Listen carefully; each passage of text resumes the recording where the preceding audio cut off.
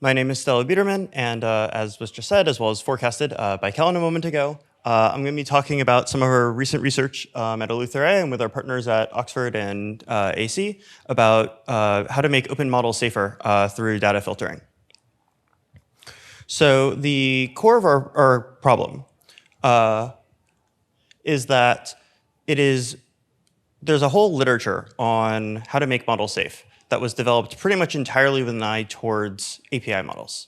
And none of the leading techniques for making models behave in more desirable ways really work for open weight models. The three things that most organizations are relying on right now are input and output filtering, which is philosophically inconsistent with like the goals of the open source community. Alignment fine-tuning, which as is by now pretty well known and several speakers have mentioned, is technologically not all that effective for open weight models that anyone can fine-tune. And then usage monitoring and like know your customer style requirements, which has both philosophical and technological limitations when applying it to open weight models. So I think it's really important to think about the safety of open weight models from the perspective of people who are developing open weight models and what they care about and what their needs are, because they're not going to be very receptive to adopting techniques that require them to close off their models, for example. And it is unfortunately common to hear people suggest that like solutions to open weight safety problems are to just not have open weight models, which doesn't really solve the problem in my view. So what we did in our paper was we said, look, biology knowledge is this or bioweapons knowledge is this very niche, not broadly too useful type of information. I bet we could like just look at the training data and take it all out. So we did. So we trained 3 models from scratch on like DCLM.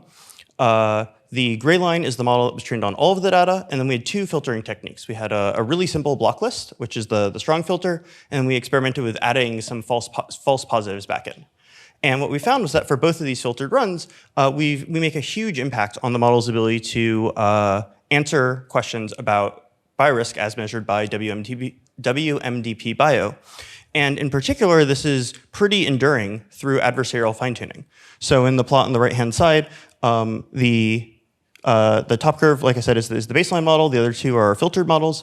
The black line shows where so the x-axis is how much adversarial fine-tuning someone does to our model. So we take all the biorisk out, we hand you the model, and you want to try to use it to tell you about how to build a bioweapon. So you fine-tune it to do that. How much fine-tuning do you need to do to restore performance to match the model that we could have released just trained normally? And for our strongly filtered model, the answer is like 150 million tokens. There's 2 possible responses to that. One is, doesn't that only cost like $1,000? Which unfortunately the answer is yes. The other is, isn't that like more than an order of magnitude more robust than any other method? The answer to that is also yes.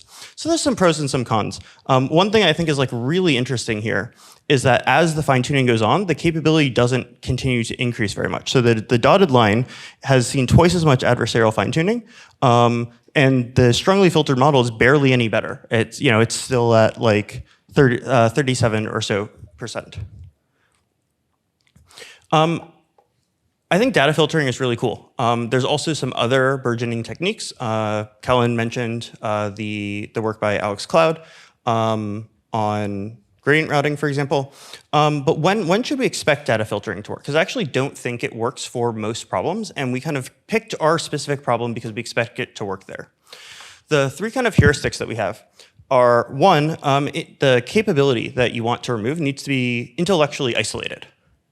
It needs to be something that can be clearly identified and removable from the data. 2, it needs to be hard to reconstruct. If the model can just infill and figure out what you took out, that's not going to be very good. It seems almost that there's a notion of natural kinds for AI models.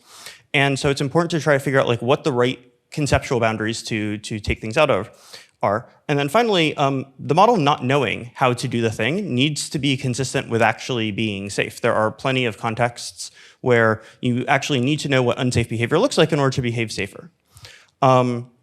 So I think there's like a lot of interesting open questions here. Are these the right heuristics? Which domains satisfy them? Which fail them? What are exceptions to these? I think that at a high level, where I currently expect this technique to be particularly effective is, like, roughly speaking, just CBRN information. But I'd be very curious to see people's thoughts on that.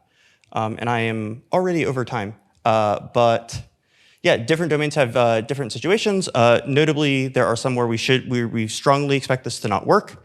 And I have a couple more open problems. How do different techniques compare? How does the effectiveness of this methodology change as you scale?